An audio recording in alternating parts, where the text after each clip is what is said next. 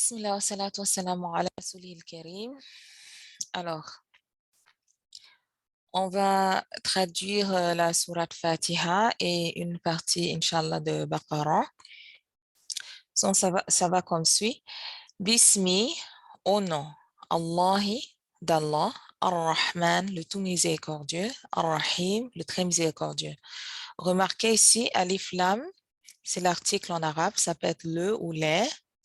Et Bismi, c'est la composition de deux mots, Bi, au ou bien avec, ism, qui est nom en arabe. Alhamdu, la louange, remarquez toujours alif lam, l'article, lillahi, à Allah, Rabbi, Seigneur, al-alamin, des univers. Yanoun ici nous indiquera le pluriel en arabe. Donc, notez Yanoun à la fin de certains mots, c'est le pluriel. Ar-Rahman, le tout miséricordieux, Ar-Rahim, le très miséricordieux. Maliki, maître ou roi, Yaoum, jour, Ad-Din, la rétribution ou la récompense. Maliki Yaoumiddin, maître du jour de la rétribution, aussi appelé jour du jugement. Iyaka, c'est toi seul, Na'budu, que nous adorons, Wa Iyaka, et c'est toi seul. Ok.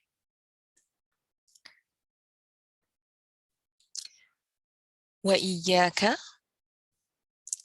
et c'est toi seul, Nasta'in, nous demandons aide.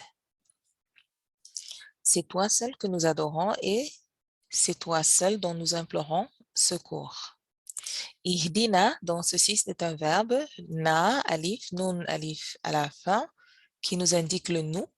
Ihdina, guide-nous, as-sirata, le chemin. Sirat, c'est le chemin.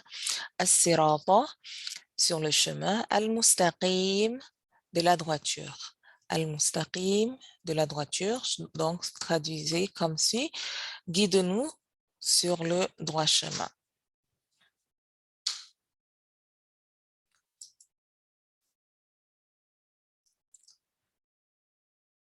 Sirata, le chemin. Alladhina, de ceux qui. An'amta, tu as comblé de faveur ou bien tu as comblé de bienfaits. Alayhim, ce mot veut dire sur eux. Ghayri, c'est une négation, non pas d'eux. Al-Mardoubi, ceux qui ont encouru ta colère. Alayhim, sur eux. Voilà, et non pas d'eux. Ad-Dalin, les égarés. Donc, ça va comme suit, le chemin de ceux que tu as comblés de bienfaits, non pas de ceux qui ont encouru ta colère, ni des égarés. Bismillahirrahmanirrahim. Alors ici, nous entrons dans Baqarah. Alif, Lam, Mim. Nous gardons comme suit, c'est des lettres alphabétiques qui sont prononcées telles quelles dans l'alphabet arabe. Alif, Lam et Mim. Dalika, cela est Al-Kitab, le livre. Là, c'est une négation. Donc ici, dans le contexte, ça va être aucun. Raib, doute. Fihi, en lui. Hudan, un guide, lil muttaqin, pour les pieux. Alors ici, on a trois mots, li qui veut dire pour ou bien à, et conjointement ici, on a alif lam, l'article, et muttaqin. Remarquez le yanoun à la fin qui nous indique encore le pluriel. C'est le livre au sujet duquel il n'y a aucun doute, c'est un guide pour les pieux.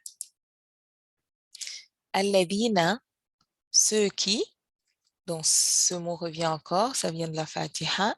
Yu'minuna, il croit. Donc, en arabe, juste à partir du verbe, on saura le pronom qui est attaché. OK? Donc, c'est pour ça qu'ici, il n'y a pas le pronom. Yu'minuna, sous-entendu, il croit. Bil ghaibi, en l'invisible. Trois mots ici. Bi, alif lam et ghaib. Wa et yuqimun, ils accomplissent. As-salah, la prière. Alif lam, l'article. Wa et mimma, de ce que. Razaqnahum, 3 mots ici. Razaq, c'est le verbe pour voir. Na, nous, ici. Le pronom hum, à eux. Razaqnahum, nous leur avons pourvu. Yunfiqun, ils dépensent. Alors, ça va comme suit. Qui croient à l'invisible et accomplissent la salat et dépensent dans l'obéissance à Allah de ce que nous leur avons attribué. Donc, l'objectif est d'apprendre isolément la signification linguistique de chaque mot ou groupe de mots. OK?